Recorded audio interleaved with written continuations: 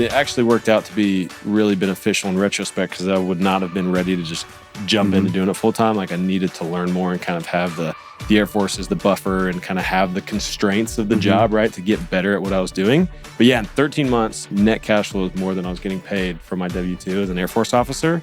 And I was like, dude, the goals were too small. Like my target, this 5-year goal just happened in one. I got to rethink these things. This is the Better Life Podcast, where we talk about real estate investing, building wealth, and all in all living a better life. My name is Brandon Turner, and I've spent my life investing in real estate to achieve financial freedom. And alongside my co-host, Mr. Cam Cathcart, we want to help you do the same. On the show, you're going to hear from world-class guests who have been handpicked to help you level up your investing, your leadership, your goals, your habits, and more to become the very best version of yourself. So join us as we explore the habits, the actions, the beliefs that it takes to build wealth through real estate investing without losing your soul. This is the Better Life Podcast with Brandon Turner and Cam Cathcart. Cam Cathcart. I got a quick question for you. Why, let me get this right. Why did the Scarecrow win an award? Why? Because he was outstanding in his field. Get it? That's good. Oh, man. It's good to see you. It's great to see you. It's been a while. It's been a little while. We just got done recording, though, a great episode of the podcast that once again has made me question, should I get into that niche? Because it's so cool. Niche, but yes. Yes. I think we should. I think we should. I totally want to buy one now. You're going to learn all about that today, about boutique hotels and also a little bit about Airbnb. And just a great story of somebody who started with no money from a single mom and built up kind of an empire around the hospitality world. It's a great story, great episode. You're going to love it. But before we get to that, let's get to today's show sponsor. This episode is brought to you by our friends at TurboTenant and Ballpoint Marketing. These two companies are big supporters of the show, and they know how to work with real estate investors and help real estate investors grow their businesses. So be sure to stay tuned to hear how you can get, discounts and free stuff from them both. And as you probably know, all the profits from the show go to charities of the guest choosing. So when you listen to the sponsors on the show and you work with these hand-chosen by me sponsors, you're actually doing good for the world. Now let's get to the show. All right. Well, before we get into the show, last piece of a quick news. I had a kid. So I think this is the first episode we recorded where I've actually had a kid. So anyway, we welcomed Gilly. Now, this episode doesn't come out probably for a few months after recording. Gilly will be walking by the time. Gilly will be walking by the time this episode comes out. But no, we welcomed little Gilly Turner into the world last Monday. So he's a week old now, and he is perfect. Came 3.5 weeks early. What? What's the stats? 7 pounds, 9 ounces, came 3 weeks early, 20.5 inches long. And Gilly comes from her grandpa. That was her grandpa's name. My wife's, Heather's grandpa's name was Gilly. And so we just went with that, kind of keeping it in the families. Love it. Yeah, super excited. And he's sleeping really, knock on wood, he's a great sleeper.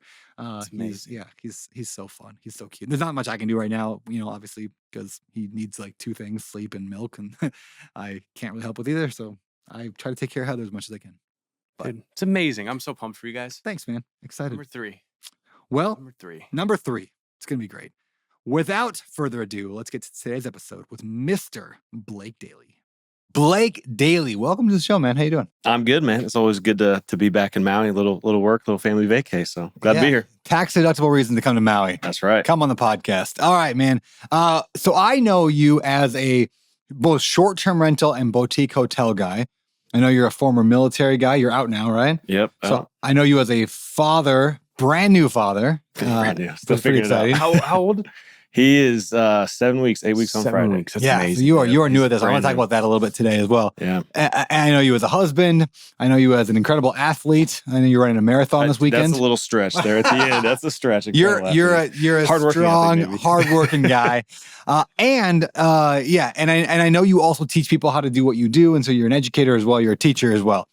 But take us back before all of that. So who was Blake Dailey? Yeah, I think, man, just growing up, single mom in a small town in Indiana. And I think growing up in that way, as a bigger family, but the extended family. I had grew up just me and my mom. She was a bartender, so I was by myself a lot. So I jokingly say kind of raised by the streets a little bit, but it's like the streets of Gas City, Indiana. So there wasn't much trouble to get into. I had a lot of family around. So, and I think as it kind of developed, it was always sports was kind of my, way to make friends, or my, way to kind of create something to do for myself, and as a way to keep myself out of trouble in a small town.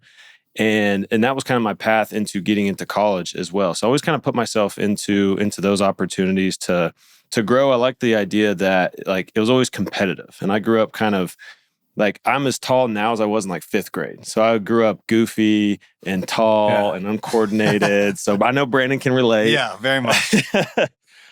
So, I kind of had to battle that, and then like fill into myself, and, become like, football kind of became my path as the way to kind of fuel the competitive spirit inherently in me, as a way to get out of kind of what you guys might be able to imagine, like the single mom who's a bartender, never really around, you're kind of getting in trouble, going out and doing your own thing a lot of the times.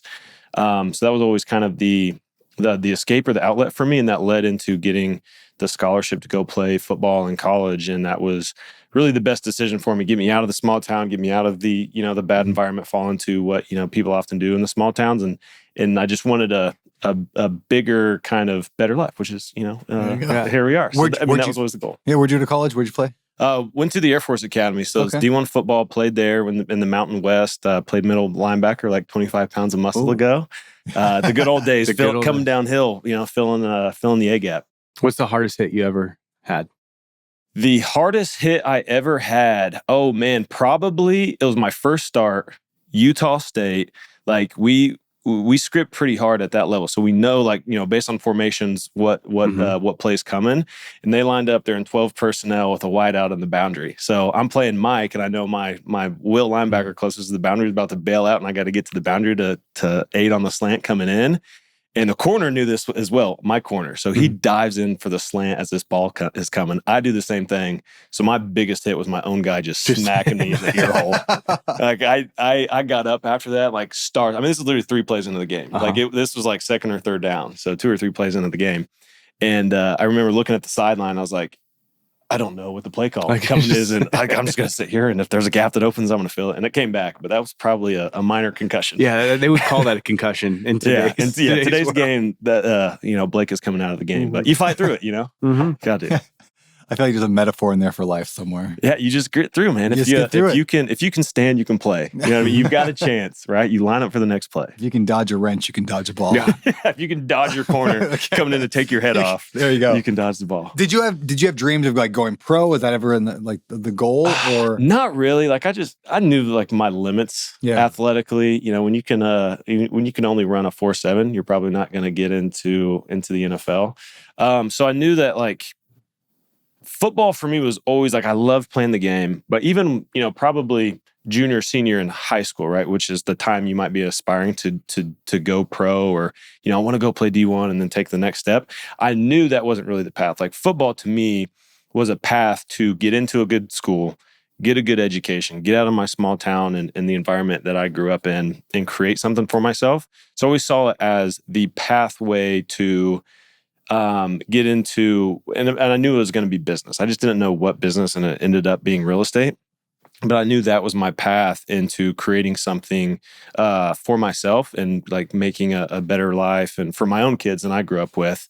So I knew it wasn't going to be for me to go pro. I would love to do it. Like maybe when I was like 6th, 7th grade, I was a Bears fan. So I was like, I'm going to go, play. I was running back at the time. It's like, I'm going to go be running back for the Chicago Bears. That's going to be great. And some reality set in. I was like, I want to do business, and football is my way to get the education to set myself up. And the Air Force Academy was the best offer, and great education, great experience. And then you put in like the military and the leadership training that you get access to, and all these great military leaders. And it was really kind of, turn that little boy from Gas City, Indiana into a young man anyway. That's cool. Matured me. I still have dreams of a scout seeing me throw the football at the beach and come up and be like, "Hey, do you want to come play for?" Yeah, like, oh man, look at this guy. Got it. He's still running a 4.5. 255 pounds of not a lot of muscle out there. All right, Uncle Rico. We can hope. Yeah, I could throw a big skin a quarter mile. I could throw it right over those mountains. It's gonna happen, guys. All right, this might be a dumb question, but I know you served in the military. Was that Air Force then? Air Force. Yeah. And then, so the dumb question is, Do you have to join the Air Force after going to Air Force Academy? Is that a direct shot? You do, yeah. So that's the everybody thing. that graduates from the Air Force Academy commissions as a second lieutenant, so as an Okay. officer in the Air Force, and you have like at least 5 years of service. So this was just, my first chance to get out earlier this year, and became a 5 and diver is what they call it. But That means you're in and then you're out. In as and soon as out. you yeah, can. in and out. I never knew that was going to be the intention going into it. I was like, I'm going to figure out, like, I'm going to be the best Air Force, officer there ever was. What was your role? What was your role there in the Air Force? I was acquisitions. So I started out in contracting and then transitioned into acquisitions, which was the plan all along, was to do a 3-year role in contracting and bring that into acquisitions. What does that mean? Essentially, it's buying stuff for the government. So it was Like War Dogs? Is that kind that? of, yeah, exactly. So like Have you seen those that movie? guys would have No. been, I would have been the one hiring the war dogs and Really? getting what they were buying. Yeah. So they are like the private side of that. And I would have been on the government side of hiring the contractors, doing the work and buying the things for the base. And the cool thing was my first duty station was Tyndall Air Force Base down the panhandle of Florida. And they had just got hit by a Category 5 hurricane like Dang. 8 months before we got stationed there. And like to the point where me and Nicole were driving in, we just got married like a week or two before or whatever it was. And we got there like, the Air Force just sent me to a war zone. This is wild. Like still trees down everywhere. But at that time they had to rebuild the base. So there was a lot of, real estate adjacent work, right? A lot of demolition, a lot of renovation, a lot of, hiring those type of contractors and doing that kind of, that scope of work, similar to what you'd have in the real estate space. So I got thrown right in doing these $1 million, $2 million, $4 million projects that were very similar. And I knew I wanted to do the real estate. And it became like this, hey, it's not so bad to go do a $60,000 renovation because I'm doing something similar, right? Yeah. That's $1 million plus. Like I can handle this.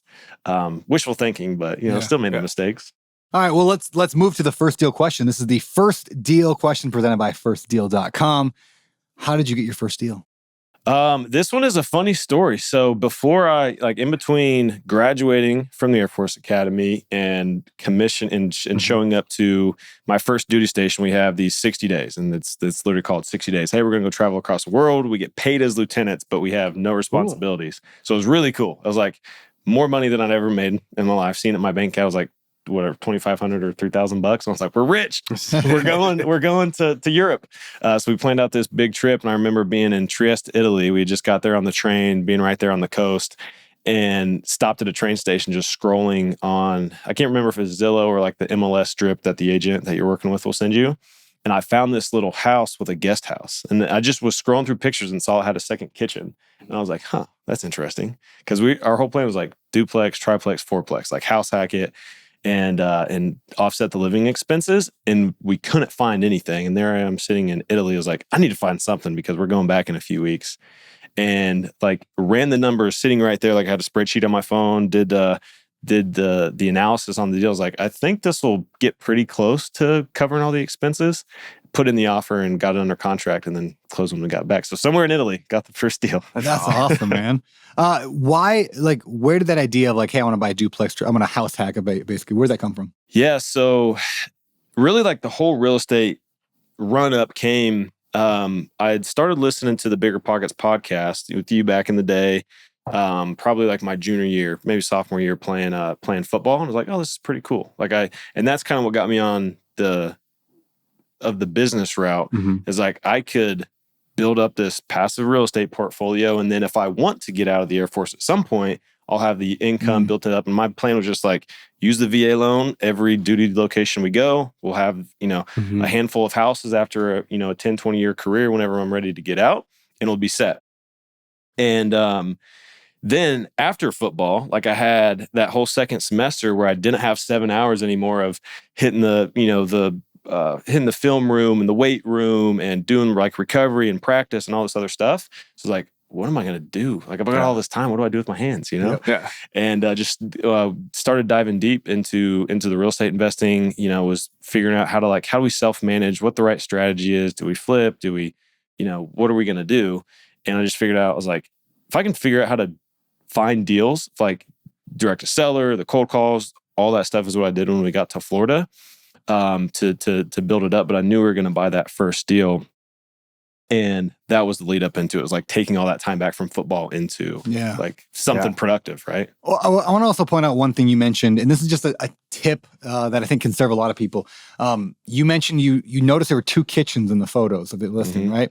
So this is something like yesterday I was on a call for First Deal, and we were talking through this idea of hidden listings. And what I said was like, when you go to the MLS, you search around, you can find these little things like that. Like, oh, there's a second kitchen here. And I was explaining that to everyone live. I was like, let's just see if we can find one, everybody. So I go live on the call and I'm like, here's the first one. It's whatever was a duplex. I'm like, click on that.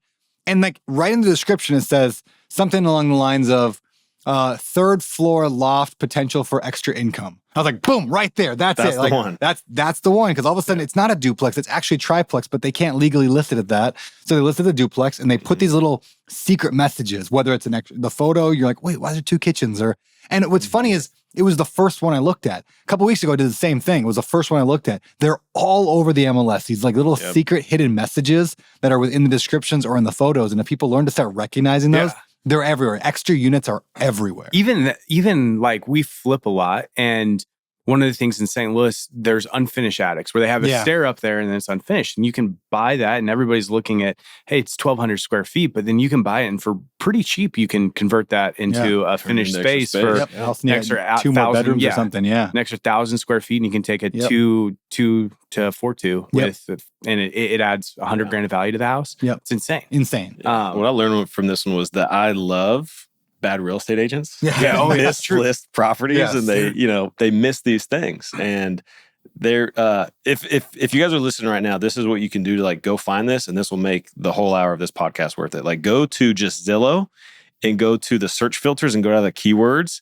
And this is what I started doing down in Panama City was search mother-in-law suite or extra unit or ADU or guest house or carriage house or whatever it is. The word additional also is additional is a really good, because like why else would you put additional in a listing anywhere unless it's some additional space, additional thing. There's something there that they're, so I like the word additional, searching for that one. I think it's a great idea too for people that are listening, because you said this, bad real estate agents. So like if I look at a listing that's on the MLS and it's got really great photos, you can tell it's still a bad house, but it's got really great photos and it's marketed well. I'm like, somebody's going to overpay for that just because of this. But if you go through and it's iPhone pictures and you can see their finger in the pictures, I'm like, people are going to overlook this because of the pictures and because the agent has no idea what they're doing. So that's a really great point. It's how we found that first one, and just we kind of built the strategy from that point after that, because we saw how good that house cash flowed with us living in the main house, renting out the guest house on Airbnb. So we did the short-term rental route because we knew we'd get more cash flow with it. And like literally when I closed the VA loan, I think we had $2,200 in our bank account. That was like our closing cost. It was like $2,000 or $2,200 or whatever. So we had no money after closing. So we put the whole furnishing on a credit card. Me and Nicole did it ourselves. Like we started the cleaning the place ourselves at the beginning, doing everything, and messaging guests. I mean, literally everything. And it was a really good learning experience. But that house cash flowed to live there for free, like an extra $100 per month or whatever it was. And that $100 felt like it could have been 100,000. At the time I was like, this is the best thing ever. Like we need to be finding more houses like that. So we used that little Zillow search filters. Like, how do we find more houses like this in our area that are missed? Because was agents, this in Pensacola? This was in Panama City. Panama City. A little further than the Panhandle. Because I found out that the agents were listing these main houses with the guest house or ADU or whatever it was as one listing. So they weren't including the square footage or that it had the extra rental potential or whatever. So I was essentially getting 2 units for the price of one. And we were able to use our VA loan on 2 of those to get 4 units, 0 down. I mean, that's awesome. It was really cool to be. Is there a limit to the VA loan? Like, is it one per area, or could you literally every month just get to go move to a new property? You have to stay a certain length of time? So it's one, you can only use it once in a 12-month period. So you can use it in the same area. There's some extra hoops that you have to jump through, but I stayed in the same town in Panama City and used my VA loan literally 12 months apart and got 4 0 down units. So people think that there's a limit, like you can only have one VA loan out at a time, or that you can only use it one time. You can actually use it an unlimited amount of times, but you have an entitlement amount. I think in most areas it's like 650 or 750, or the high cost markets like San Diego, where they have some of these Navy bases and things like that, might be $1 million. So as long as you can qualify for the loan, right, you can get get the house for that amount. Or in my case, if that loan amount was $650, I had two $200,000 houses that fit within that I got for zero down. So I could really go buy another zero down house as long as I would qualify with my DTI. And then if you do a refinance or sell, then your whole entitlement opens back up and you can keep using the VA loan. So it's actually, this thing that you can keep using. So it's like the biggest cheat code in real estate for military people. That's so cool. That's awesome. All right. So that second property you picked up, was that also Airbnb? You went right for that, or did you go long-term on that one? Yeah. So the second property actually happened like really quickly. I mean, when we got down to Panama City, we were still living in the temporary lodging on base while we were under contract to close that first house. And I was like, again, I needed something to do with my hands. So I just started writing direct mail letters. Yeah. And the next house that I got was off driving for dollars right in the neighborhood by the bridge to Tyndall. And it was one that was hurricane damaged, needed a full renovation, sent the guy a direct mail letter, and I would handwrite them at the time, and I would have Nicole put the return addresses to our P.O. box on base and then put the stamps on them, put 50 in the mailbox a week or in the outgoing mail a week, and got that lead. And then I was like, I need to figure out how to make the other pieces I need to make this deal work. I got to figure out how to get the money because I don't have the money, or find a partner that has the money. So I started going to all the meetups in Panama City Beach as well. And then found my first partners to take on that renovation with me and to do the deal with me, because I had a really good deal, but I didn't have the money to do it. And then I managed the contractors, brought the deal and the sweat equity, and they brought the capital and some the renovation expertise of, some of the vendors and things, and busted that one out, and then did the same thing and got another flip deal that I did with those same partners. So my first 3 months were 3 creative deals with all zero down strategies. And were the other 2 flips? One was a burr and the other was a flip. Nice. Yep. That's amazing. So I want to dive into how you got, when you're new to real estate, how you got other people to fund your deal entirely, because that's something that a lot of people listening are probably stuck with. Yeah. Before we get there, let's hit this week's the show sponsor. One thing we do on the show is that we dedicate the profits from the podcast towards charities of the guest's choosing. So where are we sending money from today's show? Yeah, I chose for this one for the Wounded Warrior Project. There's a couple military organizations that I really like, but I thought that would be a great one to put this in towards. All right, will do. All right, so picture this. I just signed a lease with a tenant. They seemed great on paper. Then a few months in, everything kind of started going sideways. Suddenly, they're missing rent deadlines. There's a broken window. The neighbors are complaining about them. I realized I'd put someone in my rental property without properly screening them, and now I was living a landlord's nightmare. But lucky for you, you don't have to make the same mistakes as I made early on, because you have the luxury of using TurboTenant. So if you're managing any rental properties right now, and you're still trying to vet tenants and collect rent and keep track of work orders and market all your vacancies, look, TurboTenant is going to be your best friend. It's an app that allows you to do all of that and so much more, all in the same platform. Plus, it's stupid cheap, seriously less than your Netflix subscription. I don't even know why it's so cheap. And if you want it even cheaper, I got a discount for you. Just go to turbotenant.com/betterlife and use code Brandon10 for 10% off.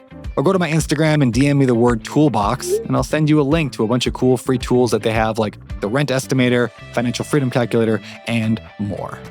Hey, so many of you have heard me tell that story about how I bought my daughter Rosie a fourplex, a rental property, the week she was born, and how we put it on an 18-year, mortgage payoff plan so it'll be paid off when she graduates from high school. So essentially, my tenants are paying for Rosie's entire college. Now that's pretty awesome, right? Not to mention, it's also making almost $1,000 a month in cash flow. That's double awesome. But I don't think I've ever shared really exactly how I found that deal. So here goes. I found it through direct mail marketing. And here's how. I simply built a high quality lead list of a lot of names and addresses of potential sellers, and I sent out a whole bunch of mail to every person on that list. And then I talked on the phone to a ton of people, and then I finally got one person that was interested enough to sell me the property, and I got a deal at a great price. So building that giant lead engine like that, it works, but it takes a ton of time, knowledge, and effort, which can really slow down an investor's growth, which is why I reached out to my friend Ryan with Ballpoint Marketing. I asked him to sponsor this show because they're the best at doing everything that I just talked about. They're literally going to help you build your entire lead engine. You're going to get a one-on-one call where they're going to help you figure out what you want and then build your lead list for you. Their robots are going to handwrite the postcards with a real pen, which is super cool. They're going to send them out, and they'll even answer the phone calls for you. Plus, they'll help you track it all inside of a CRM that they create for you. I know, it's crazy, crazy awesome. And it's going to help you land way more deals consistently. And because you're awesome and because you listen to this show, you're going to get a discount when you tell them that I sent you, or just use code Brandon when checking out with them. I love Ballpoint Marketing and officially recommend them to all my friends and masterminds. So if you're ready to kick your deal flow up a notch, getting more quality leads without pulling your hair out, just go to ballpointmarketing.com/betterlife. Or just shoot me a DM on Instagram with the word ballpoint, like one word, ballpoint, and I'll hook you up with them directly.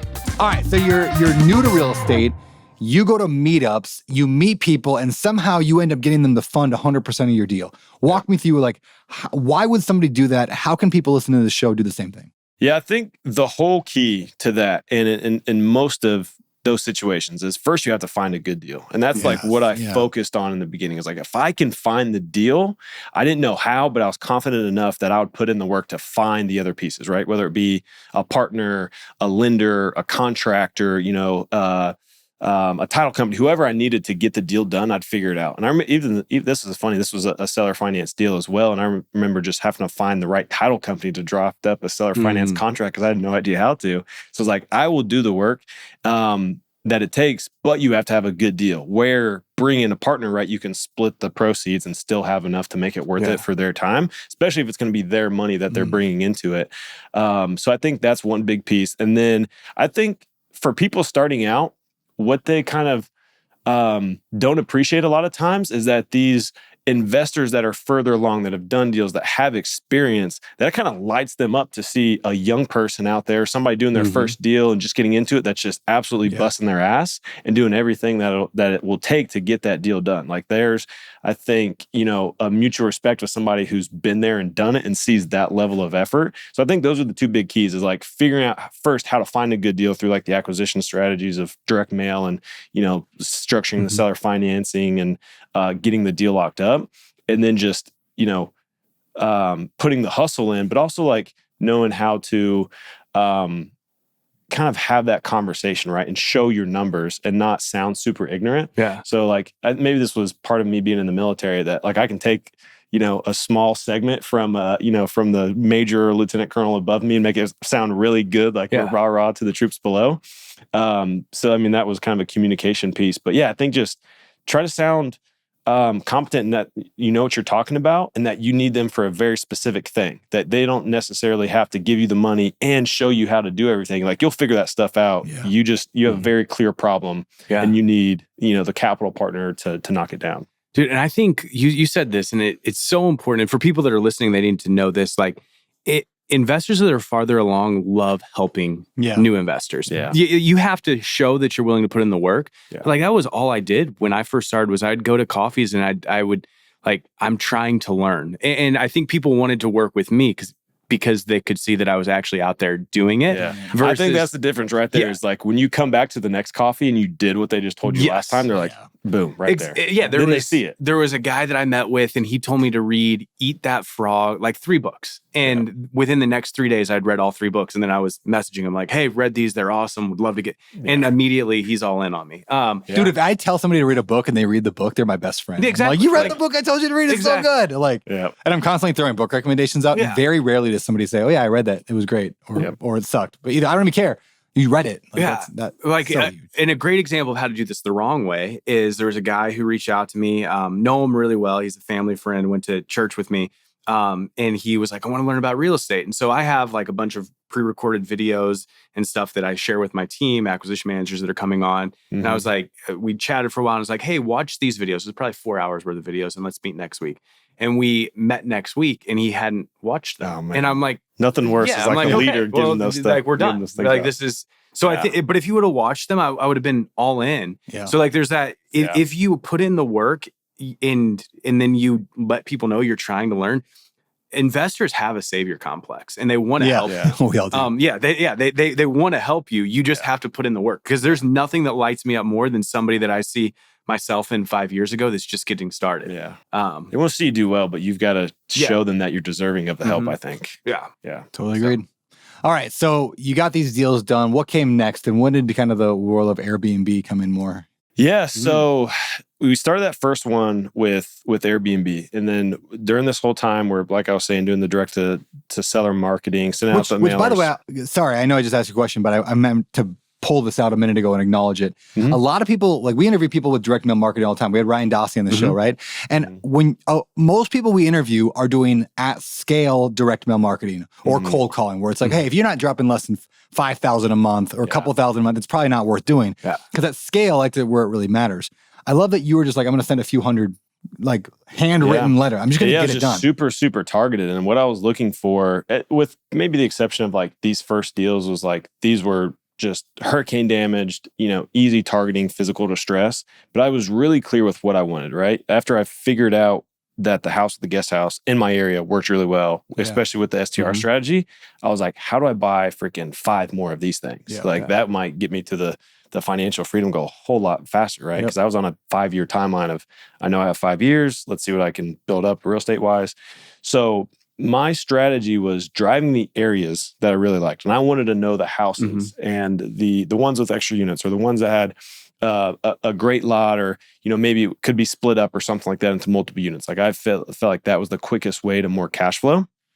And for that, I didn't need to be sending out 1,000 or 5,000 a week. I needed to get in touch with those owners of those houses. So like, how do I be as personable as possible? And it got to the point where there was a picture of me and Nicole and Bush, our yellow lab, right at the beach. And I was like, hey, this is, I'm stationed at Tyndall, right? I wanted to mention that I was a military guy because it's a very conservative area. They like the military there. I'm a family guy, right? I've got a wife. Here's our dog. And was saying like, hey, I'm interested in buying your house. If you have any interest in selling, here's my number. And it was like my cell phone. I just sent my cell phone number out to these people. And like I was getting a 10 or 11% response rate on those, which not all of those were, which is, incredible for a response rate. But again, I was sending like 50 a week, trying to hit like 200 a month was the goal. And if I'm getting, what would that be? 20 or so calls back, I'm doing maybe one of those deals. But it's like I could be selective and really work on the relationships with those owners and turn into the deals that I wanted. Because I still didn't figure out, like, I still wasn't doing this as a business. So like the scale that it takes to send out 1,000 or 5,000 mailers, or the cost to do it, I was like, I need to buy letters, copy paper and stamps, and I'm off and running. So I was like, eliminate all the barriers to entry. Like I just need progress. I don't need to kind of worry about all of the advanced level tactics. Just do what I know works. Get in touch with the owners, then negotiate with them. And driving for dollars still really works. I think that's something that a lot of people are like, hey, it's not worth my time. And the reason for that is because when I'm buying a list, because we send out a lot of direct mail, I'm buying the same list that 70 other investors are buying in the St. Louis area. Where when you drive for dollars, you're finding houses that aren't on anybody else's list. So you're the because it might not meet that criteria, but it's got the physical distress. Because we're buying a list, a high equity list, or a vacant list, or a pre-foreclosure list, some sort of list that everybody else is buying. But the house 3 doors down, that person might want to sell, and they're not on any lists. And so they're not getting the 30 or 40 mailers. Like I've been to houses that have over 60 different people's mailers at their house. It's crazy. Wild. And so organized by color coded. So, but when you're driving for dollars, it does take more time. It takes more effort. Just like anything, if you want to make money, you have to do what other people are not willing to do. But you can find houses that is not on anybody else's list and send them. We're seeing this with hotels right now too. Like it's not just for the houses. I mean, this works across real estate strategies. Yeah, it's amazing. That's cool. I actually got Rosie's fourplex, the one I always tell the story of about Rosie fourplex, the week she was born, and we're going to pay it off over 18 years. That property came from direct mail. I sent 300 letters total. That's it. Yeah, it was 300 letters, and I got back 40 phone calls. It's like, what is that? Like a 15%, 14% like response rate, which is like 14 times the industry average. It worked, but it was a very targeted list, very small, and it was a very personal letter. Another thing that I think would just is beneficial to anybody that's listening to this, because I get this all of the time. Well, I'm in a smaller market. And so I can't find deals, where I have a guy that I'm helping coach right now, and I think he's actually in Washington, but it's a town of 5,000 people. and nobody else is sending mail in that. Yeah, and nobody so, would. but Yeah. he's getting a He's crushed. 10% response rate. Yep. And I'm like, that I get less than 1 Yep. on mine. And so you're getting a 10% response rate because nobody else is doing it. And so I think sometimes that can be used as like a good thing. Because was your market pretty small? Yeah, it was Yeah, tiny. exactly. Like you're in a market where you don't have 100 small markets might investors even that work are better. So yeah, that's not an excuse. That's actually working in your favor. Exactly. Yeah. All I right, think it's funny how sometimes we have these things that work really, really well, and almost we get away from them and start doing the at scale and all these other advanced level tactics. But sometimes just like cut away the chaff and do what you know works, right? Get more personable, smaller lists. So that's works. I love it. All right, so going back to the question, what kind of came next? You started scaling up. Yeah. So that's where we identified the strategy of the houses with the guest houses. So we were getting these, 2 units for the price of 1, basically, and started doing STR on all of them. So that me and Nicole were doing, the furnishing ourselves. I was doing the operations. We did the cleaning until we started to get more of them and had to start bringing on cleaners. And I was the handyman until we had to start getting handymen as we're building this out. And it became where I think we had at the time 8 short-term rentals and a long-term rental duplex that we ended up converting a short-term rental and 1 single-family house. So 11 units. And when we got to that point, our net cash flow after all the expenses was more than I was getting paid from the Air Force. And I was That's amazing. I was like, dude, this is why. And this was a year in. This was like, I think 13 months. 13 months from buying the first property. So wait, you replaced your income in a year? Yeah, but I couldn't replace the job because I had the commitment, which, I mean, it actually worked out to be really beneficial in retrospect because I would not have been ready to just jump into doing it full time. Like I needed to learn more and kind of have the Air Force as the buffer and kind of have the constraints of the job, right, to get better at what I was doing. But yeah, in 13 months, net cash flow was more than I was getting paid for my W-2 as an Air Force officer. And I was like, dude, the goals were too small. Like my target, this 5-year goal just happened in 1. I got to rethink these things. And that pushed me into the commercial space, and then started learning apartment syndication because I was doing these small multifamily deals. So I was like, larger multifamily would be even bigger, right? Scalable. You've got leasing agents on site, property managers on site, maintenance. So that way, because I really built a new job for myself. So now I was working 2 full-time jobs. It felt like anyway. So I needed something that I could invest in that was more scalable. That was commercial multifamily. It took me 10 months to find my first deal, but finally knocked it down with some partners, Greensboro, North Carolina, 66-unit apartment complex. Wow. And that was the initiation into commercial real estate. So 66 units. That's a big jump going from like these small short-term rentals up to a good mid-size apartment complex. Yeah. What were some of the challenges you faced in that process? The first capital raise, way harder than I thought it would be, right? Going from like using some private money lenders, right? But I would need 60, 80, maybe $100,000 for these houses. And I'd give it back to them in 3 or 6 months once the deal was done. So going from I'd only been doing it for a year as well. I was 23 years old. So the network, my professional network, was not that built out. So going to a bigger deal that we had to raise, I want to say it was, I think it was in the 3 million range. I was responsible for a portion of that because there was some other partners on it. But taking what I thought was my really good network of, warm investors that knew me, liked me, and trusted me, that they would all be shoo-ins for this deal, right? Like I was tracking it, right? Yeah. Hey, they want to invest 50 and I had this spreadsheet. So here I've got whatever it was, $1 million that's ready to go. And of course, like not everybody says yes. I didn't know that at the time. When you actually put the deal paperwork in front of them to get into the deal. And like, as that closing date gets near, you're like, oh shit, I gotta get on my horse, right? And raise some money so we can get this deal closed. So just another, I guess, example of like putting in the work, right? And it was like, in my contacts, I have the money I need to get, right? And then it was just like, all right, I'm going down the list and just starting the calls, right? and getting the people in, and we ended up getting it funded. But I think that was one of the biggest things for me was the underwriting over that phase of going from residential to commercial. I felt like I got pretty good at the underwriting and the financial side because you can do that in your own box. But the exterior stuff of like talking to brokers, finding deals, finding investors and getting them in, those are the things I had trouble with.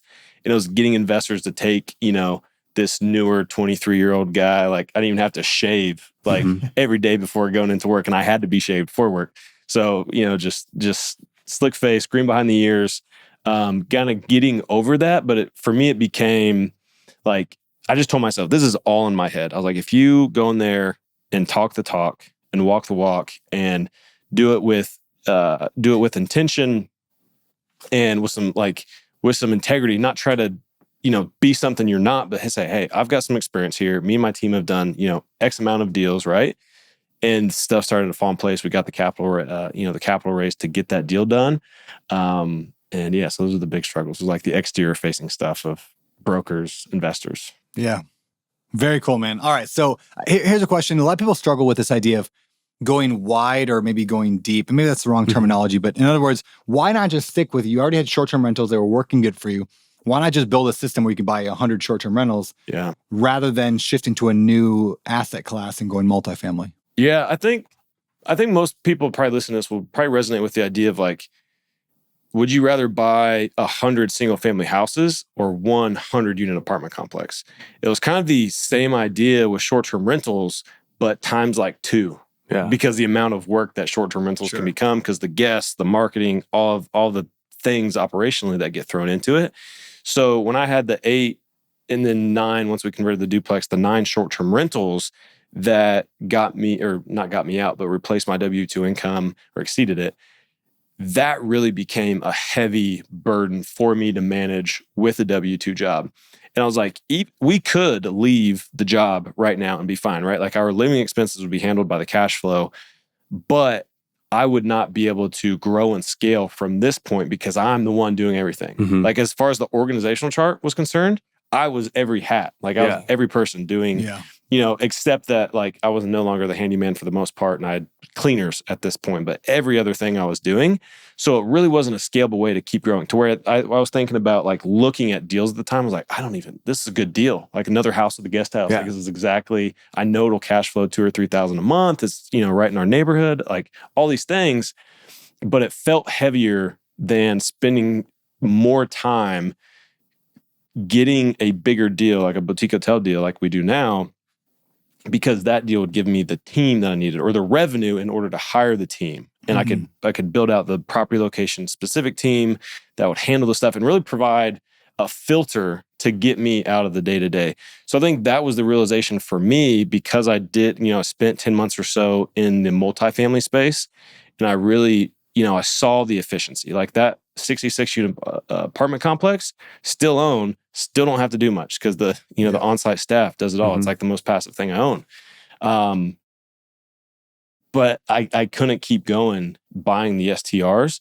And really, like, I think for that model to work really, really well, if you're going to do it at scale, you need probably to start a fund, and then you have to have like partners or a team from the beginning, because it gets really hard to stair step your way and just incrementally use the revenue. Like I saw that path and was like, that is not going to allow me to be the husband I want, the father I eventually want to become. Like I'm going to be so tied to it the whole time. It was like bigger deals, more efficient. Like that's the route I wanted to go. But sometimes I wonder with that, and this is me playing devil's advocate also because I don't have any big deals.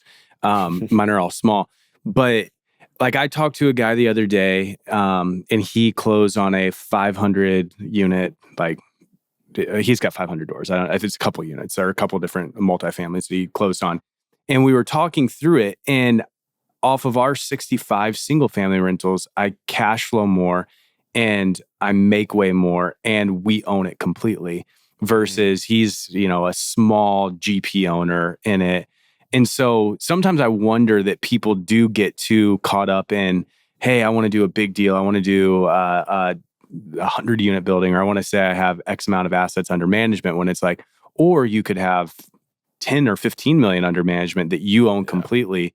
And so I don't know the answer. Brings to in that. a really good discussion of like a small piece of a big pie, or a big piece of a small pie. But I think probably like the counter to the devil's advocate argument, or like the sliver here that's missed in most of this, is the strategy you're doing. And with boutique hotels, you get the cash flow that you don't get in multifamily. So one boutique hotel deal makes a lot bigger financial impact to the owner or the the sponsor, if they're syndicating or whatever, than would, an equally large multifamily property. Sure. So because for me, I have multiple ways to monetize the deal, right? We get the acquisition fees, or, whatever, just like multifamily operators would, right? Get the acquisition fee when you close.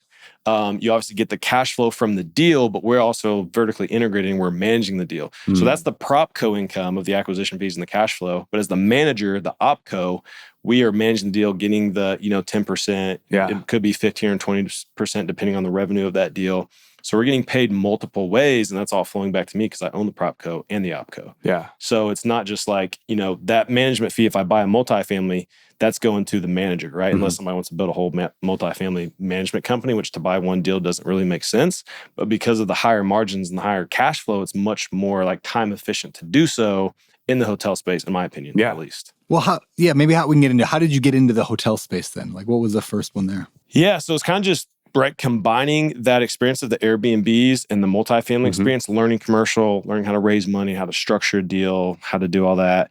And then this was in 2020. And then looking at the landscape of like, man, multifamily is very competitive. Cap rates were compressing, like all that COVID money from from Blackstone and whoever else was going into commercial multifamily as a hard asset. I was like, I can't compete with these guys. Like I'm just trying to find these 60, 70 unit deals. And now they're looking for these deals too, because they can't find anything in their space. I was like, I can't compete here and do well. Like it's going to not be a great use of the time. So I was like, how do I take what I know well, Airbnbs and the operations and the commercial? I was like, hotels. And my first thought was actually funny enough to convert a hotel into multifamily. And I started the underwriting. I was like, this just works better as a hotel. Why would I try changing the use of it? So that was kind of the origin of that, and just being in the panhandle of Florida at that time. And think back, 2020 was COVID. Every other place was shut down. So hospitality was getting this bad rep. Like people weren't traveling. But 2 weeks after like the shutdown order, the beaches in Florida were full. So I was like, what's this COVID thing you guys are talking about, right? Like we're just partying up. The Floridians, like DeSantis kept it open. They don't care. It was a great time for it.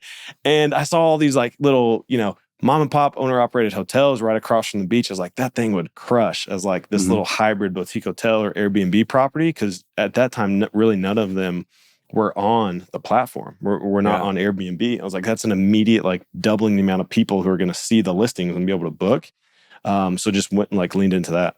So walk me through, what is a boutique hotel? When you use that word, what does that mean? And what are you looking for? Yeah, good question. So I think there's like 3 components of it, and it's small generally. Like mine, one in Tennessee is 130 units. I kind of bust that definition, but generally boutique hotels are smaller, 50 units or under.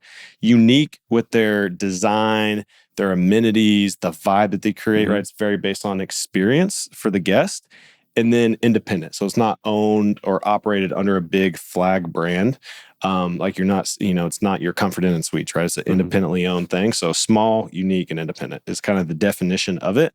And it's really just, more experience-based than your typical hotel, which is typically built on consistency, standards, right? You come and you get the same thing every time.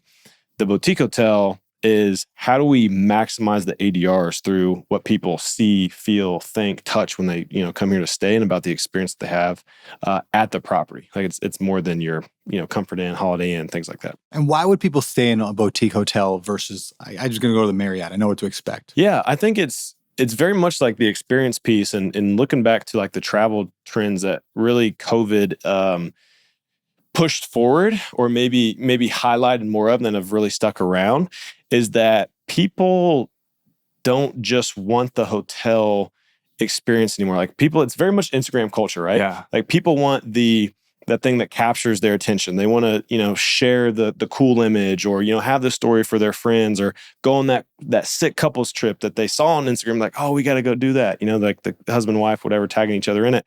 And going to do these things. So it's based on, I think a lot of times the experience and the design of the hotel is often wrapped into the location where it's located at, whether that's in a, urban environment or whatever, some of these cooler, Panama City Beach, right? It's incorporated into the beach vibe and what are bringing people into that area. So I think it's all about what you feel and you experience and the memories that you create when you're there. Whereas like a hotel is just for the stay. Right. Do you have a theme at every single one of your hotels that you guys go for? They're typically, so like for example, the Panama City Beach hotels were very light and airy and with some bright colors, beachy, right? Some different textures of ropes and things like that to bring in the nautical theme. Whereas like South Lake Tahoe was more mountainy, appealed to more of the skiers. We had some kind of lake aspects with the design and artwork and colors that we brought in because we're 3 blocks to the lake and two blocks to Heavenly.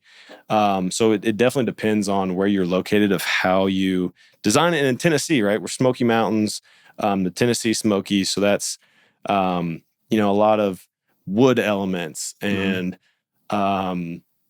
bringing the mountains or bringing the outdoors indoors there and creating this flow of an inside and an outside vibe with the amenities that we're creating outside. So yeah, very inspired by where the hotel's located. So one of the things that has worried me, I've looked at boutique hotels before, and when you buy, so like say you're buying a multifamily and you're going to rehab it over time, but you can still keep the tenants in there to bring in income as you're rehabbing it and just exchange that. When you buy a hotel, are you able to do that? Or is it like, hey, got to shut this down for the next 8 months and rehab the entire thing? It really depends on the hotel. But I mean, it's a great way to be thinking about it, right? Because if you're going to have a bunch of holding costs on a larger, bigger project, that stuff can eat you alive. And it really depends on the project. So Tremont, for example, in Tennessee, it's 130 units on 10 acres over 8 buildings. Wow. So that one, we're able to do building by building and keep the construction noise, the materials, the contractors, all that stuff away from the guest areas. So that's been a big help to allow income to keep coming in while we're renovating 20 to 25 units at a time.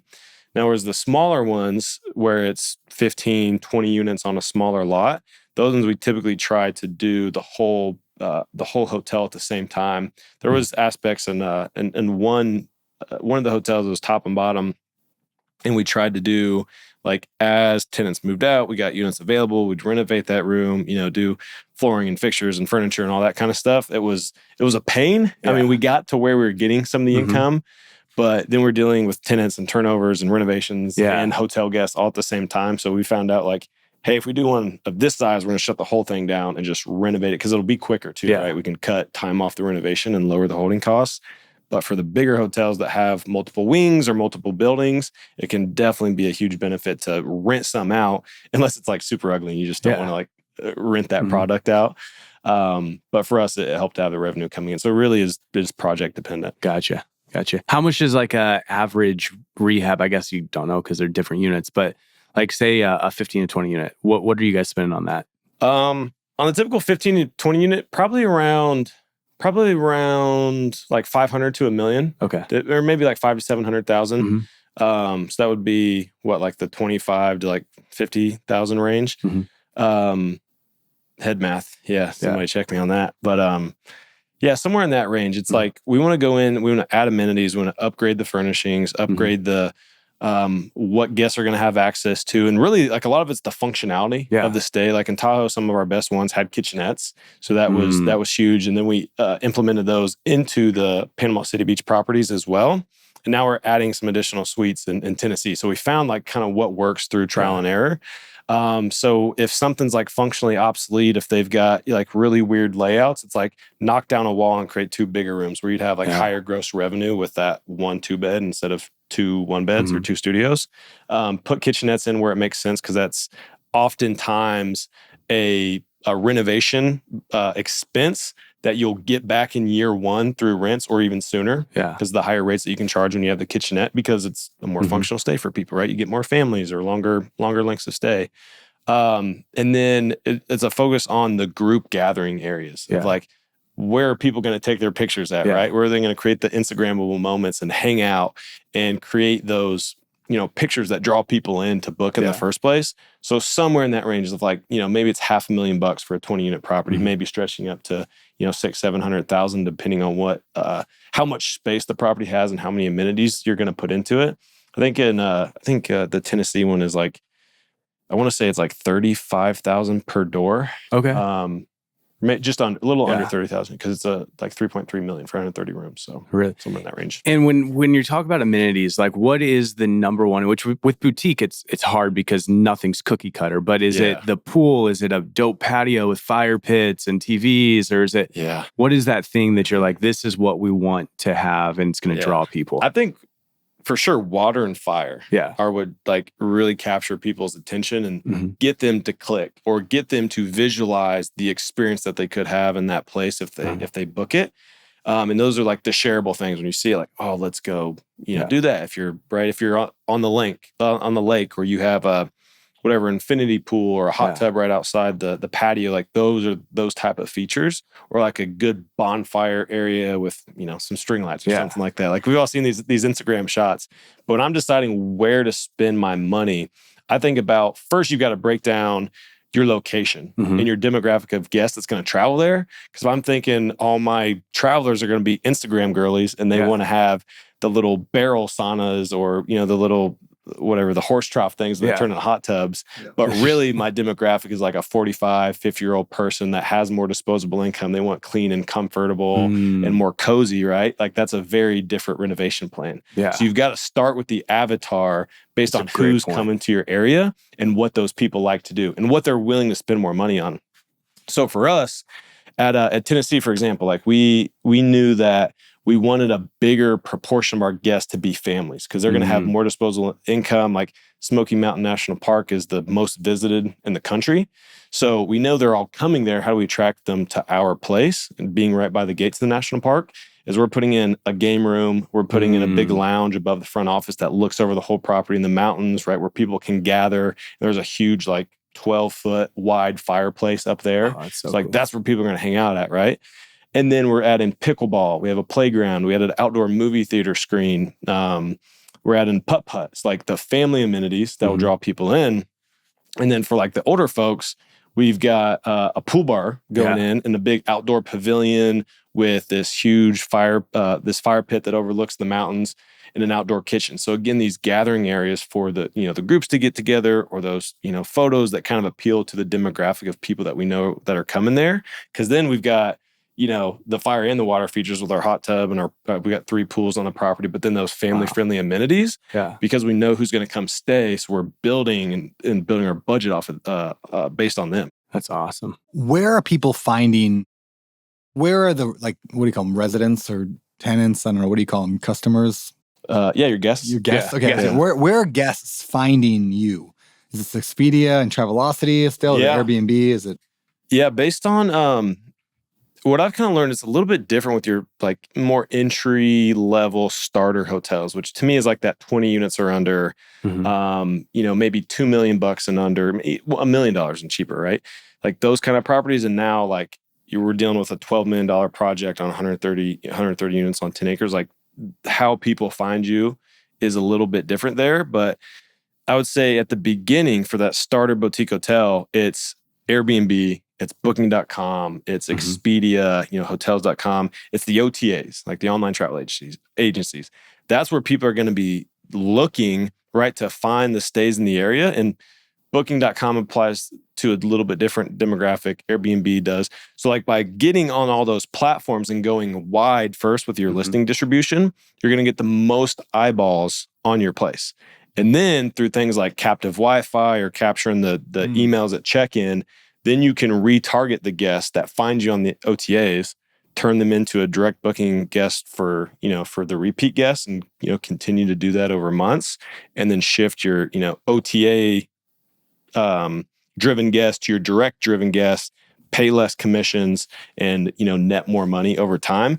But in the beginning, it's so huge. I mean, last year, even with Tremont, we closed on the 18th and then got fully booked out over the Christmas week because we went on Expedia, Booking, Airbnb, all those, and then we were like, oh shit, we sold too many rooms. That's a good problem to have, but we sold too many rooms. Just because we got out there where people are looking, right, and just getting in front of in front of your potential guests. What percentage of those companies like Expedia and all them, the OTAs, what are they charging you? Typically 15 to 18%. So for the boutique hotel type listings on Airbnb, it's 15%. Booking's 15%. I think Expedia might be the most expensive at 18%. And sometimes you can, pay whatever, 2 to 3% more to get more views. It's their promotion. I think it's all crap. You just, I don't believe in it. You just pay the normal 15. Have you guys put a lot of effort towards building up Instagrams for every property? Because I know I wish I did this better. The marketing is probably my least refined area of all this. I'm a great acquirer and operator, but trying to become a better marketer. We've been doing that stuff with Tremont now, knowing, again, to what I was saying before about knowing our demographic, who's going to stay there, what kind of amenities we're going to have. So we're really instituting a much better process at Tremont. And I've learned a lot from operating now and seeing these other properties do really, really well with pretty much only great marketing. I'm Yeah. like, dang, if I just had that. But through like the Instagram or, through the Instagram reels or posts or whatever it is, I think that provides a way to connect organically with people that are searching for maybe a unique stay, or they're looking up like Smoky Mountain Getaways or Smoky Mountain Hotels or whatever it is to find you. And then we've been using what does well organically and putting ad spend behind that to boost those posts. Yeah. And then driving direct bookings that way. So now I think we're 63% direct at that hotel, which is not just off of Instagram. It's a lot of other work that we're doing, email marketing, our group bookings that we're doing. So that stuff helps a ton, but that's that one piece that I'm trying to blow up the Instagram account because it's going to make everything else easier if people are just finding us organically like that. Are you doing, what's the word? Are you doing like Facebook ads and Google ads and all that for listings, or not really? Yeah, Facebook and Instagram. So like one thing that's been hard at Tremont has been that it took 8 months to close our renovation loan. A lot of reasons behind it, but investors, we know there's delays sometimes, right? Gotta work around them. But we haven't had those updated amenities until recently to be able to market. So now that we've got updated listing photos, some of the exterior amenities done, our pool bar's done now. So like now every like 2 to 3 weeks, we have our photographer and videographer coming back out to like capture more of the added renovations. So we're just updating our ad campaigns to show more and more of what we have done. And then that adds to like also like the list of collateral that we have on our website of the rooms that are now done, the updates that we're sending via email marketing. So we've seen that really keep like the guests that are kind of following along, or at least like keeping their eyes open to it, or their ears perked up or whatever. It's keeping them kind of engaged. And then when they come stay with us the next time, because it's a big repeat customer market, they're like, oh man, this is awesome. Like we saw, the updates that you were doing. We love this. Or sometimes we're like, oh, we like these rooms more than those rooms, because we're doing different designs and in the different buildings to keep it like entertaining and to have more marketing material. So it's been really, really cool to see. On Tremont, for instance, it stresses me out so much thinking of 130 like guests and the amount of turnover that you have and 3 pools and how do you manage all of that? That seems like a huge undertaking. Man, what I've learned is when you get in this space, you have to think about how to take yourself out of things. Like you have to think through the lens of team, because I think we have 15 or 16 employees at the property alone, not including the back of the house OpCo employees. So it takes a village to run that freaking campus. And like when you have a high standard of how you want things done and have a really good, in my situation, like a past portfolio of things that have done well, right? And we've been able to monetize these things and have really, really great customer reviews. You want everything to roll forward. Yeah. I mean, this one's big. So we've had clearly our own bottlenecks and things that we've done. But how I look at this is if I'm trying to push an initiative, or if I want our guests to be messaged this way, or the check-in process to go this way, first I gotta identify like what the need is, right? What are the requirements that we're trying to hit there? And then document that to the team, whether that's me writing an SOP for it, whether that's doing a screen share. Oftentimes I do both, because like I think people learn different ways, and by having both, I've kind of like hit all of the team. And then it's got to be, so you identify the thing, document how you want it done, document the process, and then train and roll it out to the team. I think a lot of times people just document and say, here's the SOP, and miss the whole thing of, all right, now we've got to work to make sure this gets done as intended. Where are the errors in the SOP? Because they're the boots on the ground. They're the ones implementing. They're the ones talking to the guests or cleaning the rooms. And right, your zoomed out approach sometimes might miss those details. So you have to have that training piece and work through it with them. And then sometimes even update and redocument again and go through that process, right? That's like your loop. And then the last piece is, at that point, you have to delegate it. Like they own the thing now. Like I'm not going to come in and make sure that the linens are folded correctly for every single turn, right? Like we have inspectors for that, or I'm not going to make sure that every email in the follow-up sequence after guest stays is sent. Like the team owns that the thing has to get done a certain way to adhere to the standard, because it's all for a reason. And we really try to cut out the stuff that is, redundant or whatever, but it's such a big piece. It's like identify, document, train, and delegate and get it off your hands. Because without that team, like that big hotel couldn't run. And I think anybody building a business, it starts like that from that first VA loan, Airbnb, all the way up to the first, or to now this bigger boutique hotel, is like that process playing out over the last 4 or 5 years. It like gets you to that point. Dude, that's amazing. All right, so I want to buy my first boutique hotel. How do I find it? Ooh, man, really good question. So I'm glad you asked. So I think the easiest place to start is like the online listings, right? Crexy and LoopNet. And like we've all heard LoopNet is the place that deals go to die. I think it's BS because there's still good deals sitting out there. And, you know, actually, let me back up. I think if somebody's goal is to find a good deal, get that out of your mind, because you don't just find a good deal sitting out there on Crexy or LoopNet. You have to make a good deal. Yeah, you have to identify the value. Just like we were talking about earlier, what is in that listing that the agent or the broker missed? Like where are where are the pieces that you can add value? So when you're looking online, looking for deals, you have to be thinking in your mind, how do I create value here? How do I turn this into a deal? And sometimes it's just not, right? It's just a crappy deal and you move on to the next one. But I would start there because that's your lowest barrier to entry. That gets you in the game. That starts to give you an idea of what prices are on the market, what a cap rate is in that market, what, you know, the price per key of other things that have sold, so that when you're kind of getting those rules of thumb, you can look at this deal and say, okay, everything else is sold for 100 per door. This one's selling at 200 per door, and it's a piece of crap. This seller's on some crack. Like I'm moving on to the next one. That's a big one. Is starting your own search and getting a feel for the market, because the next piece is calling brokers, because most of commercial real estate trades with brokers. And if you don't do that initial piece and just pick up the phone and say, hey, send me boutique hotel deals, you're not going to have any of that requisite knowledge or, you know, idea about the market or about the deals there. And you're going to sound like an idiot to the broker, and they're never going to send you the deal. So I think you have to do a little bit of that upfront work and get familiar first.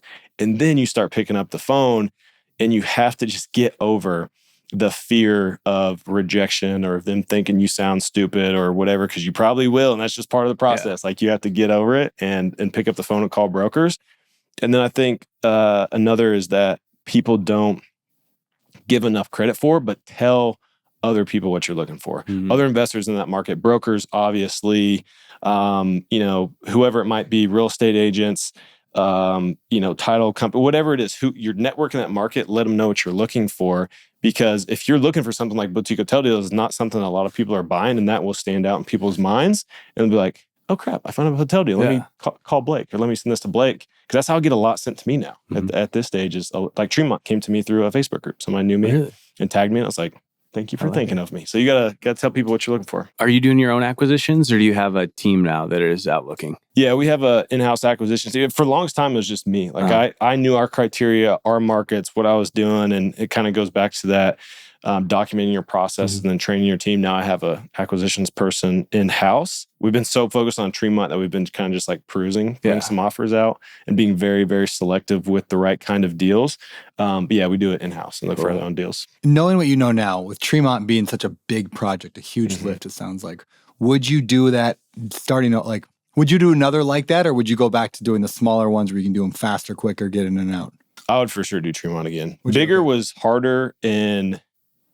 Well, maybe in terms of like closing it up front, like we had $1.25 million investor that backed out the day before closing. And we found $1 million in 24 hours to get it closed. That's amazing. That was me pacing like 11 miles in one of those hotel rooms, on the, again, going back to the contacts, like, who do I know, man?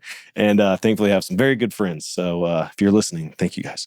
And put it together. But yeah, that was harder from that aspect of just, this is my biggest single raise, and like leading that myself, brought in some co-GPs to help that. But that was a big lift and got it done. But immediately from day one, we had the full team that I needed to run the hotel. So from that perspective, like the scalability, right? I mean, there's a limit to that, right? I couldn't go buy, at least right now, 1,000 unit, $100 million resort with 150 employees or whatever. That's a whole different, scale. But knowing where we came from was 85 units, right? The other 5 deals before this one, this was the 6th. So 85 units, I think 23 or 24 maybe employees, $3+ million in revenue. Sold that to buy this one, and it was essentially the same in one deal. So more units, a little bit more revenue, same employee count. So like we're dealing, it really was just a plug and play of all the things that we've done cumulatively, doing it in one bigger deal. Yeah. So it seemed very achievable from like a stair step approach.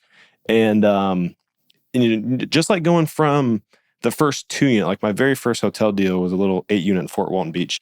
Like that felt achievable. It was a stretch, right? But it was achievable. It was my first commercial deal. Had only been doing residential for that first year, but it seemed achievable. And then we did the 8, or from that point, 20, 18, 15, 14, like all in very short order, kind of back to back.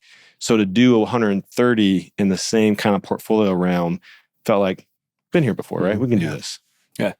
Manufactured confidence. What's the exit strategy like for your investors? I've only invested in a couple syndications, but it's always like, hey, we're going to do this. We're going to turn it into a 8 cap and sell a 4 cap. And we've got a 5 to 7 year exit. You don't seem to want to do that with this. How do your investors get paid back? Just refinance at some point? Yeah, through the refinance. This was from the beginning, like a longer term hold. Like we projected 10 years because like we want to own this as long as we can because it'll cash flow so great. And also like to what you're saying, just the financial benefits that we'll know will come from this, like still like we're performing with the asset. So like still pumped that it'll be like a $10+ million, exit that we'll have on this thing and profit. So would for sure buy it from that perspective again. But told everybody from the beginning, like what the vision is with the property, that, it's a longer term play, but the goal is always to, I'm a Burr investor since the beginning. So I always want to get money out to get it back to us or to the investors to get it back into the next deal. So that's the exact same play here is we want to take out that $4 million, that people put in, go buy the next deal. And now we have 2 cash flowing deals with that group of investors. So the goal is just like, as you bring in investors, always be transparent, always be honest, like show them kind of like behind the curtain a little bit and create relationships with them because you want them in the long haul or for the long haul. Like I want the investors for life. So the goal is to get them the money back in 3 years, hold that deal for the long term. And when we eventually decide to sell in like that 7 to 10 year window, it'll be because we get, that $10 million exit that we're all waiting for and be like, cool. That worked out. That's awesome. How about financing? How does that work on a deal like this? Is that difficult? Financing can be the toughest challenge. Yeah, for sure. Now, 3 out of my 6 have been seller financed. And I think that's much more available in the boutique hotel space because you have these owner operators that are, tired out from operating. They're not doing so great with the deal. They know it needs updated, but they don't have the capital to do it. And they've owned it for a long time. So they have the equity. So it's a great situation for it. And they're investors themselves, like, right? They're business owners. They get for the most part, the idea for seller financing. If you can take the property off their hands and still give them cash flow every month, they're like, cool, man, take it. So that's been really good for this. But if you're going to go bank financing, that's where it gets a little tough because a lot of, maybe more back in, 22, 23, it was harder to fund hospitality. Some this year too. Some lenders don't want to be in hospitality, and then you get the double whammy if it's value add. So like value add hospitality takes you off a lot of potential lenders. And how I've combated that is one through government loans, SBA and USDA. So the SBA, Small Business Administration, is a big lender in the hotel space. They have the 504 and the 7A loan. So 2 different products under the 7A that you can close hotel loans with, and they're low down. It's like some 10% or 20%. So a great loan product, long-term, fixed interest, 25-year terms. And then the USDA is what I financed Tremont with. And that was similar. Fixed interest rate after the construction period. They funded loan to cost, meaning all my project costs, which was great, including the reserves. So that was really helpful to, be able to complete the scope of renovation that we wanted to with the capital that we could make the deal work with. But if you're going to do, jump into it on your first, $1 million, $2 million deal, I would go to this, like the small local banks, because those are the people that are or the lenders that are going to know the market, likely going to be familiar with the deal. I mean, heck, maybe even was the lender on it originally or something like that. I've had that happen, and they give you good insight if nothing else. But they're going to have like the familiarity and the risk tolerance because it's in their market, because they can kind of see it and touch it and feel it. And then your backup to the backup is bridge debt, or like these commercial hard money loans, which I've used several times. And they're actually really flexible, and I'm a big proponent of them. The interest rate sucks, but if your deal pencils with it and it gets you in the loan, paying a little bit more in interest is a whole lot better than not doing the deal that will make you millions of dollars over the next 3 to 5 or 7 whatever years. And people get over the mental hurdle like, oh, I'm not going to pay 14%. What does $200,000 in interest in year one compare to $2 or $3 million in year 3? You know, like suck it up and get through it. But that would be kind of the backup to the backup. If you have a value add hospitality deal that you can't get lending for, the seller doesn't want to finance it. For whatever reason, you can't get SBA or USDA, which do lend off of pro forma, which is great. Then you go the bridge debt route. So there's a couple, really good options stacked up. It's just knowing of like the tools in the toolbox of what you have available for you.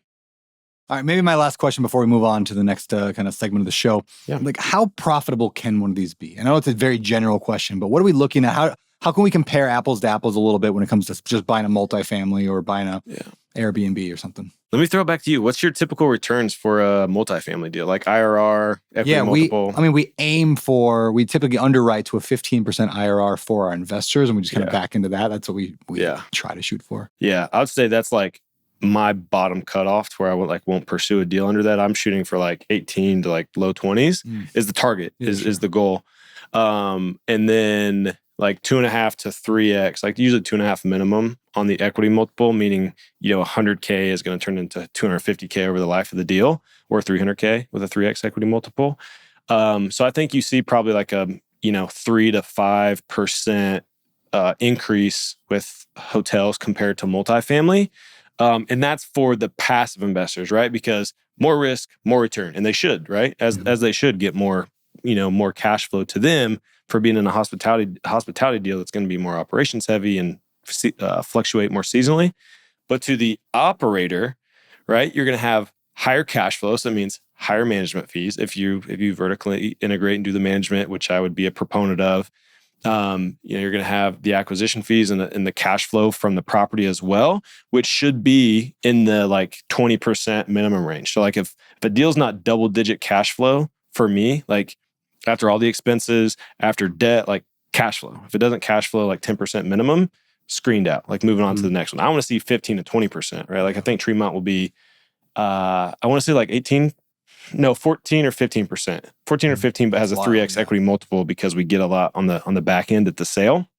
But great cash flowing deals, big value adds, and the investors that are participating in these deals are getting more than they would from the typical multifamily. Sure. Not that there's not multifamilies that don't do that, but I wouldn't say in today's market, most of them anyway. Yeah, multifamily is so incredibly hard right now. Like, it's just tight margins. And I think that's where the opportunity in boutique hotels is. Like you have like the acquisition potential that you have is like finding these, I don't want to say one-off, but like these very individual deals that have individual problems that need a very, curated vision for what that property can be, right? And I think that's why we're seeing so many STR investors get into boutique hotels, because they're kind of building that foundation and those skills with maximizing the profits on single family houses in ways that most people usually want it by design, and these crazy splash walls and these crazy amenities and rain showers in the kitchen and like all kinds of crazy stuff, right? And you apply that to a bigger deal where you can spend more on the upgrades and the amenities and the experience because you can spread the cost over multiple units. You can create really cool crap. And I think it provides a really good opportunity for like people with a good plan and targeting the right deals. Very cool. I love it, man. Yeah, boutique hotels are one of the 20 like cash flow strategies I talk about. I wrote a quick little ebook. It's called like Cash Flow Isn't Dead. I used to call it How to Find Cash Flow in 2024, but now we're moving on to New Year. So it's not dead. Yeah, you can do it. Yeah, cash flow is not dead. You just got to do these other more, I call them fringe, right? The fringe strategies. It's not just buy a house, put 25% down and hope you're going to cash flow. It doesn't really work right now. You know what might be dead though? It's not just cash flow. Yeah. I think it's the whole idea of passive income. Yeah. That's what it is. Yeah. Passive income is almost dead. You've got to work to make it happen. But like Cam, like you asked, with the strategy that allows you to build a team, you can make it as passive as possible, but you're building a much bigger, much more cash flowing business. Yeah, it's a business. That's what it is. I think business. money's in business today, not in the alignment of values that was 2012 through 2017, right? Where things were just way too cheap. It just should not have been that cheap. Interest rates were too low. Everything. And that persisted in kind of like the education space for correct. And everyone was just like, just put 20%, put whatever, put no money down, make a ridiculous return in cash flow. That doesn't exist, but it's things like rent by the room, assisted living, boutique hotels, boutique. Did you say boutique or boutique?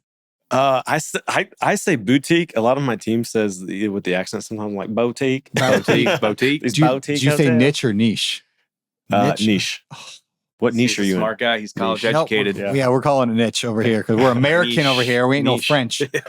All right. Moving on to the 3-2-1 pivot. This is part of the show we talk about how your life has gone in one direction and something gets in the way and changes it. Let's start with three books. We'll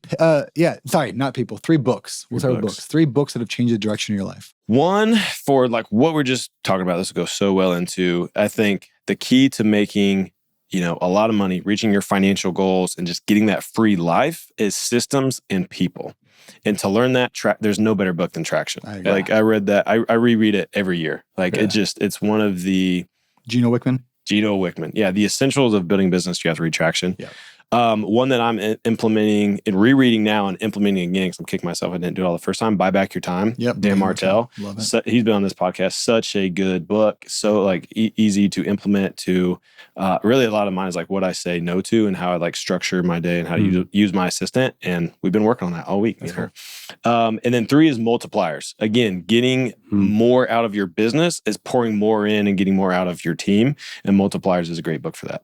Have you read yet Unreasonable Hospitality? I have. Okay. That's amazing too. I had my DO, my director of operations, read that one because I was like, how do we take this? It's all written for restaurant operators, but it's like hospitality and business is the whole thing about the book. And I was like, we are in the hospitality business, so we need to implement those. We actually took the the guest service or guest complaint reply policy out of that book, so we do that now, and that's helping the review scores. I'm like, get them up, baby. Yeah, I love it. All right. Number 2. Who are 2 people that have changed the direction of your life? 2 pivot people. Oh, good question. One, I think, first and foremost, Coach Funk, my high school football coach, really like a dad to me at the time. I grew up without my dad being very present in my life, and he provided, he was that father figure and instilled the discipline that I needed, helped me get into the Air Force Academy. I don't think my life would be the same without him, without football, without, everything that led to there. So Coach Funk. And then the second one, this was hard for me. So I'm going to say Mr. Dan Martell for all the things what we're implementing right now, I think will be the biggest increase that I've seen in my business and in my life since buying the first hotel. That's awesome. I see it now. The vision is built. The systems are now built with my VA. The perfect week is in there, and really starting to say yes and no to the right things in the calendar. And I can just feel tangibly different in my day-to-day life, and it's really nice. So thank you for writing their book, Dan. I love that. Good job, Dan Martell. Yeah, he's our only I think he's the only two-timer. Yeah, only 2-timer on the podcast so far. I two-peated. What? I two-peated. Me and Dan, we're alike in a lot of ways. Yeah, there you go, Dan. You and Dan, same person. same person. Yeah, the last one we had Dan come out to the 50, which is the highest level mastermind that I run. And Dan came out to Seattle and joined us, and we recorded that interview. So that's the one that came out a few months ago. Yeah. So people can listen to that. It was phenomenal, man. Yeah, I love it. Amazing.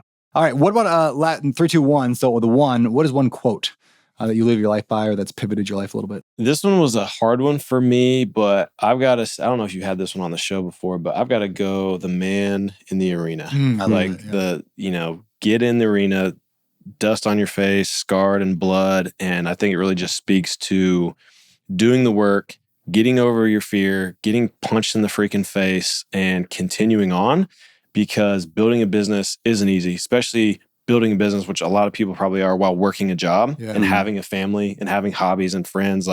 It takes prioritization, it takes failures, and that failure is just a way to get to the success that you really want to see in your life. So I think that one resonates with me. And I don't read it nearly enough, but every time I do, there's an emotional response. I just see myself as that man in the arena from the quote.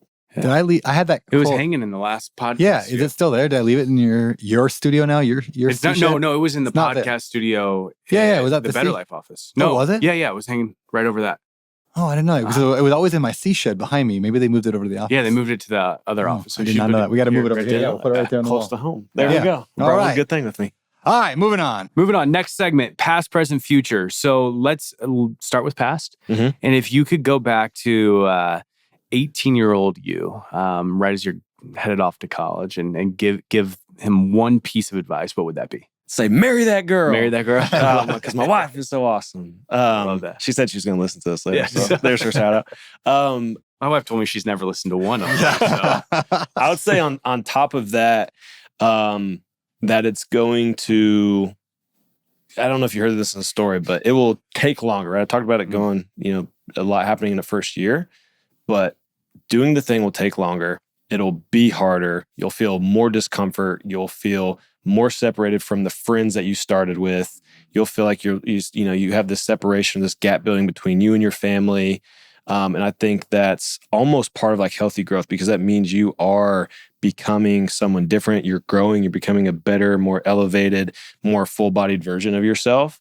And to just keep going, because it just, it's through the reps of knowing that it's discomfort. Mm-hmm. Or that it won't be as comfortable as you want it, but I think it is worth it on the other side. Yeah. Love that. Right. What about something currently you're doing, a new habit, routine, some action, something you're doing right now that's made your life better? Saying no more. I have been like, we were talking about this a little bit before, I've been yes man for, pretty much my whole life, like always wanting to help and pour into people, because I'm like, if, you pour into people and it kind of like leads to you getting what you want, not doing it for that reason, but just like helping other people more altruistically, I think. But by saying no, it's allowed me to actually deliver and help more within my community with the, the other hotel investors that I'm helping and in their projects and stuff like that. It's helped me, turn off at the end of the day and be able to be a husband to Nicole and now a dad. And which that's been a whole nother transition the last couple of weeks, which has been just eye-opening. So I've had to say no more to lean into the yeses in life better. That's awesome. Yeah. And what was your son's name? Miles. Yeah. So this is the next question, but I think about this a lot because I've got 7, 5, and 3-year-old. Mm-hmm. And as they get older, I'm always like, if I were to die, hopefully it's way down the line, what do I want them to say if they get up at my funeral and speak? And so like, what would you want Miles in 50 years, 60 years, 70 years to say at your funeral about you? Man, that's crazy you asked that, because this literal question has been going through my head. I don't know if this is a man thing. When you have a son, you're like now it becomes more about legacy and like what you're doing actually mattering. And can I cuss on here? Sure. I would say, I want him to say like, my dad was a hard worker. Yeah. And he busted his ass, but he did it on the right things. He was there for mom. He was a great husband. He was there for me. I knew I could always count on him, but he was a hardworking MFer. Dude, I love that. That's what I want him to say. Beautiful. Because I think that'll transpire in him. Like he will live life through that example, hopefully, and get what he achieve his goals. I was listening to a podcast recently, and it was a dad, and he was talking about this goal to always go to bed just exhausted. And not because he worked so hard at his specific job, but just he's like, I want to work hard at my job and then come home and work hard being a great dad and then work hard being a great husband. And that's something that I've thought through. Is like, I want to, every time I lay in bed, I want to be exhausted because I've poured so much into my business, my family. Today. Yeah, put it all out on the field. Exactly. Yeah. I'm trying to figure out how to do that latter part. And that was it's just been such a big focus this year, is like getting around the right people, the right business owners, the right guys that have kids and value that. And, a big part of like joining Go Abundance was for that, is like to get around the guys who prioritize that stuff and have that intention in their life. I heard that there's better guys in the 50s that prioritize. Yeah, isn't it? Oh man, put me on the spot. Much better guys. Yeah. Much better guys. Dude, no, that's after Dan Martell's in there, I'm gonna have to join now. Just so I can shake his hand and say thanks, man, for the Dan Martell just showed up. I haven't got him to join yet. He ain't no real estate guy. Yeah. We won't let him in. But that is, but it's so important though. Yeah, it's a big piece of it, because I feel like if I achieved every goal that I set out to, like every business goal, net worth, whatever it was, all the cars in the garage, but I failed, like I got divorced and Miles grew up and didn't talk to me. I'm like, what a freaking failure. Yeah. Like this was for nothing. Yeah. Like it just, so I want it to be very intentional. Like if that makes me slow down a little bit more, that's the part I've had the biggest, internal strife with. I'm like, I just want to go. But if that makes me slow down a little bit more, I think it's the right move. And that's what I'm trying to like step into that. Yes. Of like, dude, just breathe, put down the, like, you got to do everything. Cause you can be a hardworking MFer from, 7 a.m. to 5 p.m. Right. Cause I'm always going to get up early and like start my day and do my thing. But I can by saying no to more stuff, I can work hard during those hours and have the evenings with them and the weekends with them. And that's really the priority now for, really going into the rest of this year. I actually think too, and sorry, I know that we're wrapping up, but that helps. You said this earlier in the podcast where you're like, I think having a second job helped me because I had constraints on my time. Yeah. And I feel that with kids where like there's a constraint. I only have so much time and I actually accomplish more and work harder in those 8 hours that I have than if I had 12 hours or 24 hours to not work. So leverage the team more. Mm-hmm. Yep. Well, let's wrap it up. First of all, what are you excited about in your life? What's coming up right now? What's new? Man, I'm really excited to like, maybe it's a couple, I don't know yet. First kid, like watch Miles like walk and run and play around with him. That will happen in the next year. By the way, here's the coolest thing. 2 months old now. The coolest thing about having little kids, I feel like, and being a dad, is that every week for the next 18 years, something new happens and you're excited about it. There's always like, did you just see what he did? I used to make fun of like Josh Dorkin back in the day. I think was it Josh? Yeah, I used to make fun of Josh because he would say things like this is way back in the day when early Bigger Pockets days. He'd be like, "Oh my gosh, Amelia today, she's like a freaking genius. Like she literally did the alphabet." And I'd be like, "What are you talking about?" That was before I had kids. Now I have kids. I'm like, "Oh, I get it. They're so freaking geniuses because a week ago they couldn't do it and now they can." Yeah. It's the best. You missed it because you were on your deathbed last week. But even like the Thanksgiving dance that they did at the Thanksgiving Eve services. Yeah. I went to that. You were there? Oh, I went to that. Yeah. Where I was dead. Were you in the back? No, I was in the front row. Yeah, I was in front. I walked up to the front row. I took a video. You were there. Huh? I know. I looked over. I saw you too, and I was trying to get your attention, but you were busy watching your kids. So did you just go? Yeah, dude. I was literally crying. walked up. I was so sick. I didn't know you were there. Yeah, I walked up right as I sat in the car until they were going on stage. I ran in there. I went up to the front row. I took the video. I watched them, and then I booked you walked I out. left. Yeah, I was so sick. Yeah, right back. I didn't know you were there, dude. It was so like those things which. They're just doing a dance, but it was the best, the proudest. Yeah. Oh my goodness. I was so proud. Yeah. So, I'm just really excited to see those things and do it with Nicole. And then the other thing I would say is like the host launch community, which we just opened up, is like host launch. Yeah. A broader community of like higher level STR investors to really dig in all the stuff that we talked about here about boutique hotels. I love this stuff and can talk it all day.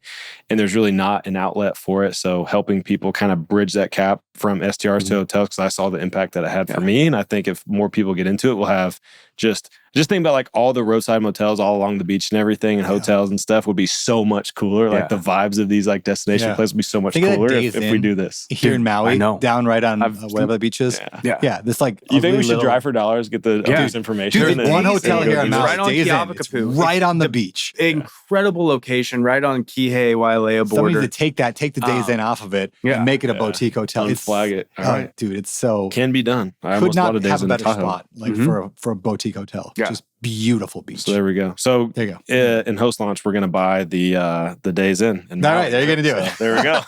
Awesome. And last question: where can people find you at?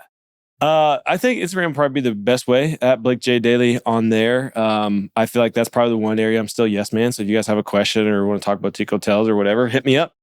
Awesome. Very cool. Dude. Appreciate you coming on the show. Appreciate you sharing your wisdom and insight. And I am fully committed now. I want to buy a boutique hotel. Let's do it. Let's do it. Days Inn and Maui. It's coming. Appreciate you. This is weird angle. 3. There we go. Boom. Three-way fist bump. Three-way fist bump. And that, my friends, is the show. Thank you for tuning in. And hey, before you go, if you enjoyed this episode or if you just enjoy the show in general, please consider leaving us a rating and review wherever you listen to podcasts. We really do value your feedback, and we read the comments. We make future decisions about topics and guests and everything else. Plus, it helps us reach more people, and the more reviews we get, the more people hear it and watch the show and share it, and it's awesome. Last but not least, please head over to social media. Consider befriending me, following me, subscribing to all that stuff at Better Life and my personal page at Beardy Brandon, especially over on Instagram, YouTube, and really everywhere else. So thank you again for listening. I'm honored that you would bring me along on your journey toward building wealth through real estate investing without losing your soul. Now, this show is about living a better life, but if you want my opinion on what it takes to live the best life ever, just go to abetterlife.com/best life to hear some of my views on life and spirituality. I think you'll like it. abetterlife.com/best life. With that said, thanks for listening to the show. We'll see you next week.